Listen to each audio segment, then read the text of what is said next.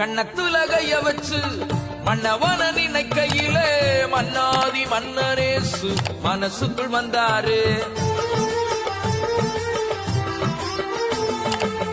கண்ணத்துலகைய வச்சு மன்னவன நினைக்கையிலே மன்னாதி மன்னரேசு மனசுக்குள் வந்தாரு.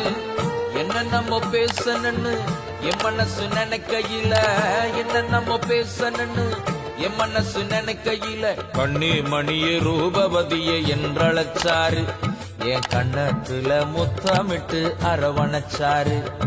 கண்ணி மணியே ரூபவதியே என்றழைச்சாரு. என் கண்ணத்துல முத்தமிட்டு அரவணைச்சாரு.